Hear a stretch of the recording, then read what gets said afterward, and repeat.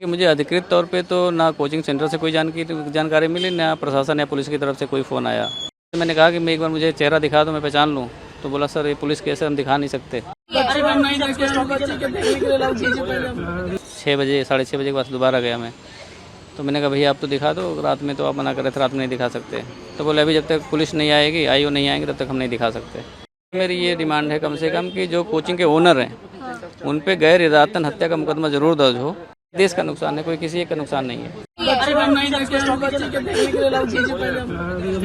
मेरी भतीजी है श्रेया यादव, जिसकी कैजुअलिटी हुई है।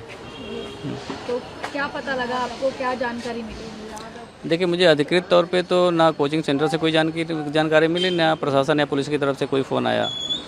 लेकिन मैं न्यूज़ देख करके खुद ही जा करके वहाँ पे अप्रोच किया। तो वहाँ पहुँचने के बाद डीसीपी साहब थे मेरे ख्याल से। जब नाम पूछा उन्होंने मेरा, मैंने बच्ची का नाम बताया, तो बोले कि एक बार आप जो है आरएमएल में जाकर देख लीजिए। तो रात तकरीबन 2:30 बजे मैं यहाँ आ गया था। तो मोचरी में 3 बच्चों की डेड बॉडी रखी थी, 2 बेटियाँ थीं और एक लड़का था। तो उससे मैंने कहा कि मैं एक बार मुझे चेहरा दिखा दो, मैं पहचान लूँ। तो बोला सर ये पुलिस केस है, हम दिखा नहीं सकते।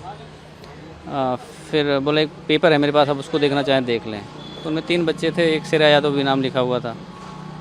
तो फिर मेरी इतनी हिम्मत नहीं हो रही थी मैं उसके अंदर जाकर देखूं भी, मेरी स्थिति ऐसी नहीं थी। फिर मैं बाहर आके गाड़ी में बैठ गया। फिर सुबह तकरीबन 6 बजे 6:30 बजे के बाद दोबारा गया मैं। तो मैंने कहा भैया आप तो दिखा दो, रात में तो आप मना कर रहे थे, रात में नहीं दिखा सकते। तो बोले अभी जब तक पुलिस नहीं आएगी, आईओ नहीं आएंगे, तब तक हम नहीं दिखा सकते। तो मैंने कहा चलो कोई बात नहीं, इतनी बात मेरी इनसे हुई। आपको जैसे आप टीवी देख रहे थे, क्या आपको जानकारी मिली जब आपने देखा, क्या था मतलब? हाँ कितने बजे का समय था मैं जब न्यूज़ देखा तो तकरीबन 11:15 का समय था। मैं खाना वाना खा के उसके बाद बैठा, तो मैंने सोचा न्यूज़ देख लूँ। तो उसमें ये आ रहा था कि राव आईएएस स्टडी सर्कल के बेसमेंट में पानी भर गया है और रेस्क्यू ऑपरेशन चल रहा है और बहुत सारे बच्चे फंसे हो सकते हैं। करीब 20-22 बच्चे बाहर निकाले गए हैं। तो उसमें फिर कैजुअलिटी की एक आ गई खबर कि एक बच्ची की कैजुअलिटी हो गई। फिर मैं 5-7 मिनट बाद 2 बच्ची की कैजुअलिटी आ गई।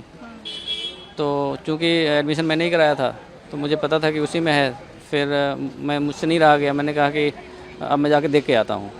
फिर मैं रास्ते में जा कर के कोचिंग वाले को फ़ोन करा और बिटिया का फ़ोन मिला तो उसका फ़ोन बंद आ रहा था।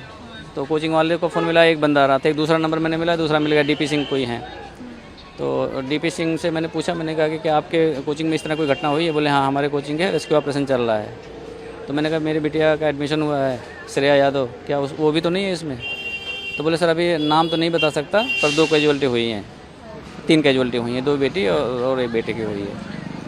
तो फिर मैं मतलब बहुत ही मिसमैनेज लग रहा था। तो मुझे लगा कि पहले मैं जाके पीजी में देख लूँ उसके, क्योंकि पीजी मैंने दिलाया था, मैंने रखवाया था। तो मैं पीजी में करीब 1 बजे पहुँचा। तो 1 बजे जब पहुँचा वहाँ देखा तो उसके रूम में ताला लगा हुआ था।